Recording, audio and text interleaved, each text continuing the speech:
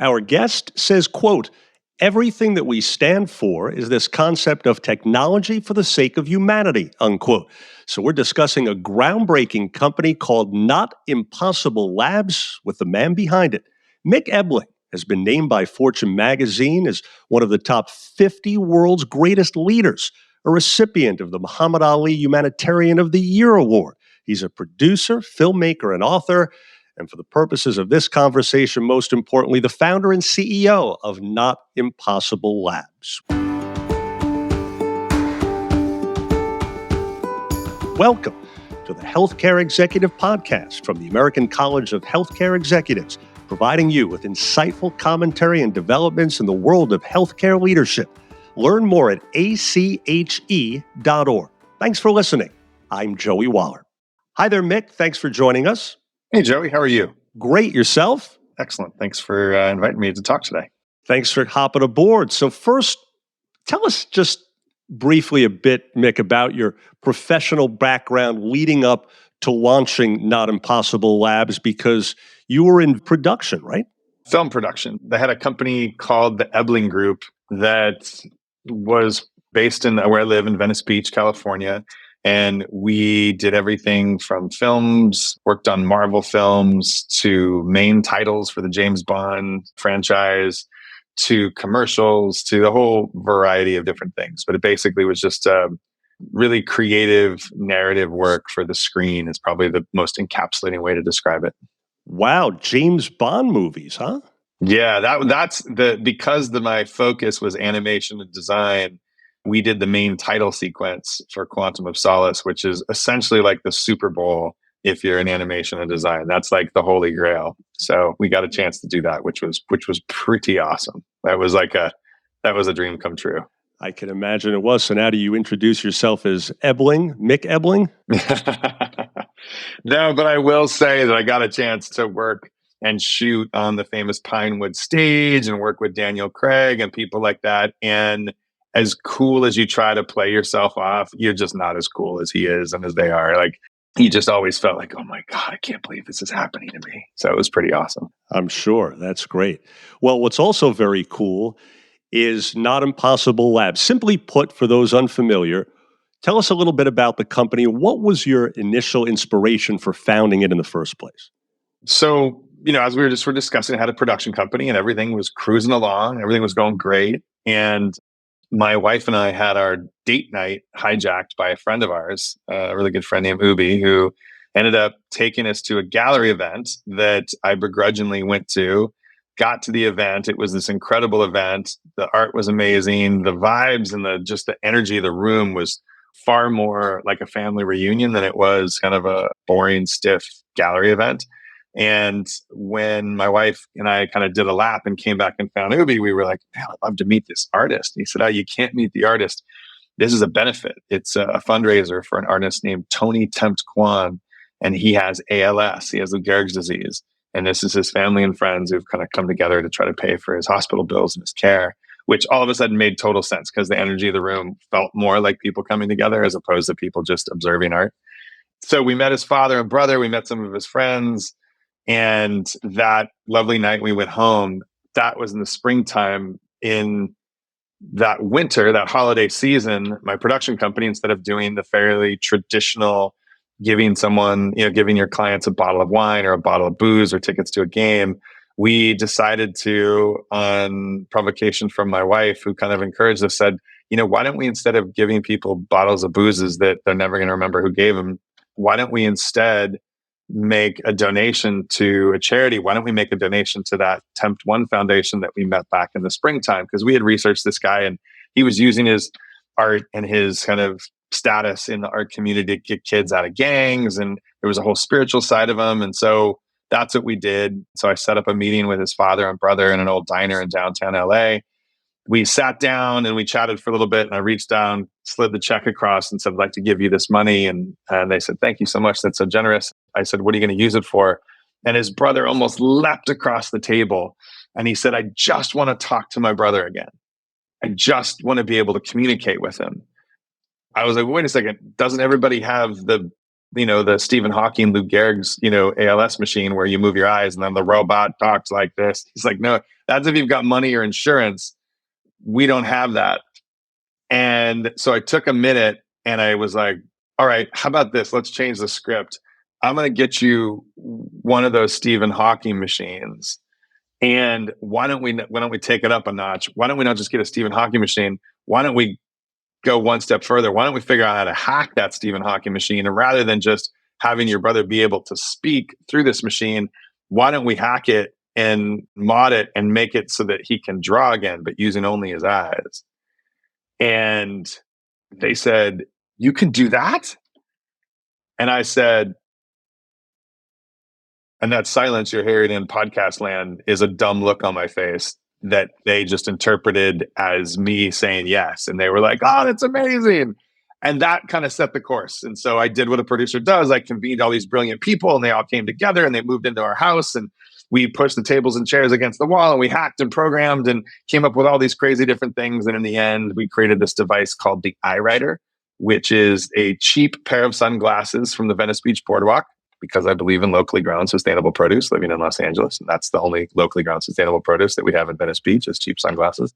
Then we pulled it all together. We duct taped a wire around the side, mounted an old web camera to the front of it, wrote the team, just brilliant mad scientists and hackers, wrote code that would translate the movement of his pupil through that web camera into movements of a cursor on the screen. And then on, of course, the last night that everyone had to fly back the next day, we took it to his hospital room and with his family and friends gathered downstairs, we set up a massive projector in the parking lot of the hospital that he'd been living in for over 7 years and signal from his room down to this massive projector projecting on the side of the wall. And then we got the signal and we looked on the wall and this artist who'd been lying motionless in a bed for 7 years was drawing again. And we were all witnessing it. And that was the first time I'd ever really experienced something like that. And it was this incredible night. And everybody was crying and high-fiving. And it was just this euphoria. And then we went home because we did it. And everyone flew out the next day. And then we like to say we, quote, woke up and it was Time Magazine's top 50 inventions. And all of a sudden it was TED Talks and articles and podcasts and blogs and people calling it one of the best health inventions of our time. I always wanted to do TED Talks. I didn't know what the hell I would talk about. Now I got invited to do TED Talks. It's now part of the permanent collection at the MoMA. And we were like, what is going on right now? This is not what we expected. We just wanted to help this one dude. And this has turned into this like global movement that is people are responding to. So the punchline is that I finally said, I have to make a decision whether or not this is something that I want to keep doing with my life. Because I just kept waking up thinking about it and thinking about it, meditating about it, praying about it, talking to family and friends about it. And I finally made the decision.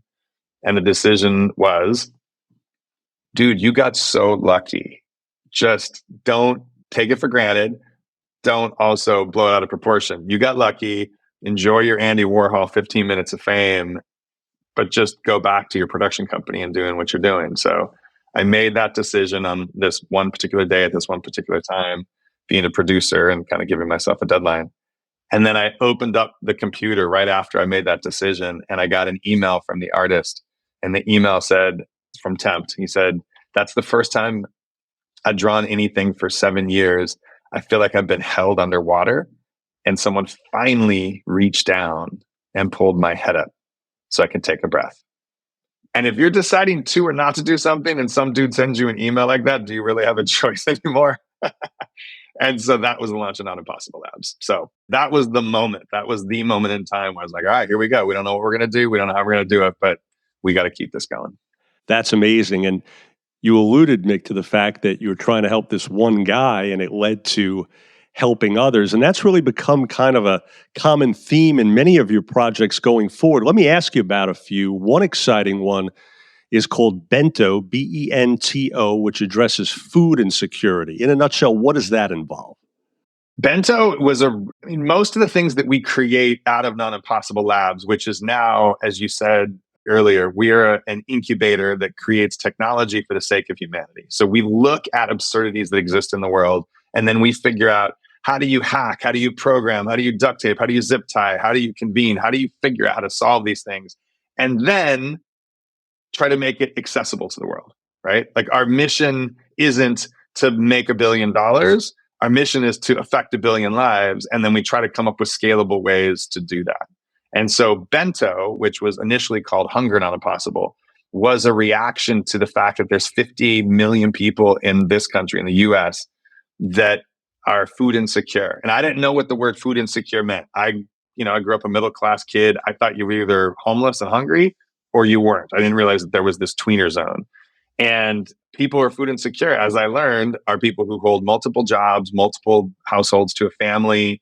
They are busting their ass trying to figure out, like, how do you just keep it all going? But they don't have 3 meals a day. And so that realization said, well, what if we were to figure out, and this is kind of how we think in our design thinking and how we approach problem solving and innovation at Not Impossible. What if we were to look at how Joey and Mick, how do we eat? What's our process? What's the supply chain? What's the cycle? What's the how we interact with the world, how we get food? And really, there's two different ways: grocery stores and restaurants. And then we look at the way that people who are food insecure eat. They have to go to soup kitchens or food pantries or wait for, different things that are specific times, specific days, and waiting in line. Well, that doesn't mesh with the fact that these people are also working multiple jobs and hustling, and they don't have, childcare to be able to throw their kids off to and then go wait in a line for 4 hours. So we said, what if we mashed up that supply chain and made it so that we both had access to the same supply, but then figured out how that was going to get funded? And so what we ended up doing was creating this, having API access to restaurants and grocery stores, so that someone who is food insecure coming through an organization that they belong to, in many cases it's nonprofits and charities, in the latter years it's been Medicaid plans, but they were able to access food and have that food transaction take place digitally, either placing an order in a restaurant or placing a grocery box order that we curate so that it's really healthy. But what if they were to do that just simply through text messaging? And so we did that, and it worked. We were testing out prototypes. Then the pandemic hit. We were really it tested our strength, and it really worked during the pandemic. And so now what Bento is as we've kind of evolved into serving a Medicaid population, because we know that that's a food insecure population, and we know that there's needs there, we're able to feed people through simple text messaging that's curated around their particular chronic condition. And that happens through, right now we're just doing it in California through CalFresh and CalAIM, but it goes through their Medicaid plan. And our whole goal, and we just came off of our company offsite, our whole goal is to put ourselves out of business. That's our stated goal as a company, because if we can put ourselves out of business, it means that we've attained food security for this very vulnerable population. So that's what we're doing. And I'm very proud of what we've done and the company. And it won, the iWriter was our first Time Magazine Top 50 invention, and Bento in 2021 was our second Time Magazine Top 50 invention. So you proved it was no fluke, Mick. That's exactly it. I was like, wait a second. Once is lucky, twice, let's see. And then just a couple months ago, we won our third for a device that we created to allow the deaf to experience music through their skin, acting as the eardrum. It's called Music Not Impossible. So our third time, we're like, okay, legit, we're not lucky. We actually maybe know a little bit about what we're doing. Amazing as well. And Mick, you mentioned there Music Not Impossible. You guys have so many amazing things going on. Tell us more about that. Music Not Impossible is, man, that is a miracle that I feel just so lucky to have discovered. The best way to describe this realization is that we witnessed how the deaf experienced music. We witnessed a deaf concert, which always sounds really crazy to say that I witnessed a deaf concert before. And the deaf music lovers would have their hands on speakers. They would have their shoes off so they could feel the vibrations of the floors. They had these, balloons and balls so they could feel those vibrations. And what I realized was that they were not experiencing, as I think I said, you don't experience sound with your ears, you experience it through your ears. So we made this discovery of like, wait a second, what if we figured out a different pathway to the brain, which is really where music happens? It's the through the ears to the brain. And so we created this solution by essentially dissecting music into its parts. And just for the sake of this podcast, think of drums, vocals, guitars, bass all being projected to different wearable sections of your, or different skin parts of your body through wearable devices. And so now your skin is acting as the eardrum. And that was this huge aha moment. It was a smash success when we launched this at South by Southwest. It was just this incredible experience. And then, and I think given the audience that's listening to this right now, everything was going amazing. And then we started to see that there might be some medical ramifications to using this, some things that how it affected people's health. So I'll talk a little bit about that at the event, but it's just been a fantastic project to witness. It was very much, we kind of call it the Viagra moment, when Viagra was created to do one thing, but it did quite another. This was created to help allow the deaf to experience music in a new, more robust way. It ended up creating a way for us all to experience music, whether you can hear or can't hear. And now there might be a way that it could affect our quality of life from different people who have different diseases. And so we're really excited just about what happened with that. You have a mantra, Mick: commit, then figure it out, which sounds gutsy, but risky. So when you hear from other leaders struggling to be innovative, especially when they've got all their regular work to do, what's your advice for them? It sounds risky, yet here's the statement of fact that this is how we exist as human beings. Everything that we have ever attempted to do as a species and everything that we've attempted to do as individuals, we're constantly transitioning things from impossible to possible, right? So let's go back in time. There was a time when Joey came in to the cave to do his podcast and he had to sit on a rock and his ass started hurting. And he was like, I don't want to sit on the rock anymore. I need to invent something. I got an idea. Let's get some wood. Let's get some legs. Let's put some padding on it from that woolly mammoth I just hunted last week. And the chair was born, right? So you transition things from impossible to possible. And now when you came into the studio today, Joey, did you think, I'm so glad that the world invented chairs? No, you don't even think about it anymore, right? That's just part of this natural progression of us as humans. We're constantly inventing things that are transitioning things from impossible to possible. And as a species, what we also do is we also see something that we want to do, or we see something that needs to be done, and we throw the life preserver out a little further than we can swim. And then we figure out how to get there. Again, examples abound in terms of different ways for us to have done this through our own existence, throughout our own life. When you're talking about people, that being risky, it's actually not. It's living exactly who you were born to be, which is a human being. And this is how we've acted our entire time on this planet. So it's more about, just for what we talk about and not impossible, this is more about really quantifying and calling out that if this is how the world has always worked, it's always worked from transitioning things from impossible to possible. And this is how we are as a species, where we're constantly figuring out how to push ourselves a little further, run a little further, swim a little further, exercise a little bit more, whatever it might be, get another degree. If we're always doing that, then when we see these other tasks that are within our business, why do we think that that's hard? Or why do we think that that's impossible? It might be hard, it might be difficult, but it's not impossible. And when we really embrace that, we truly embrace that, all of a sudden us as individuals and leaders are able to now start to do more than what we thought we were capable of doing. And then when our teams witness that, and when we empower our teams to be able to see things that, wow, look what's possible for us to do. We don't know how we're going to do it. We don't know how it's going to get done, but we know that it's possible. Then all of a sudden now it opens up the horizon for us to be able to do these things. And that's, I think, kind of how we think as humans and as leaders at Not Impossible. And you are so right, by the way. I take the comfort of the chair I'm sitting in, like the one I'm using right now, take it for granted all the time.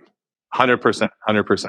So the 2024 Congress on Healthcare Leadership is from March 25th through the 28th in Chicago. And you're presenting at the McGeckern Memorial Lecture and Luncheon, and you'll be doing a talk discussing creativity for breakfast, innovation in a tumultuous world. I love the title. It sounds like a course at Harvard or something. What can attendees expect to hear from you on that? Well, you'll hear a little bit about what we talked about today, the origin of Not Impossible with the iWriter and some of the other projects that we've learned. I'll tell you what it isn't. It is not a 7 steps towards X, right? It is really me sharing kind of the journey that Not Impossible has been on. As you heard on this podcast, I'm sure I'll drop a couple swear words here and there. I'll do my best. The Irish Catholic in me, that's just kind of our normal vernacular. But we'll talk about some of the things that we've done, some of the things that we're doing, some of the lessons that we've learned along the way, and hopefully leave everybody with a thought that they too can go out and change the world. And to register for that upcoming event, you can visit ache.org/Congress. Well, folks, we trust you're now more familiar with leader, innovator, and entrepreneur Mick Ebeling and his company, Not Impossible Labs. Mick, congrats on all the amazing work by you and your team. Continued success, and thanks so much again. Thanks so much. And if you found this podcast helpful, please do share it on your social media. I'm Joey Waller, and thanks again for listening to the Healthcare Executive Podcast from the American College of Healthcare Executives, providing you with insightful commentary and developments in the world of healthcare leadership.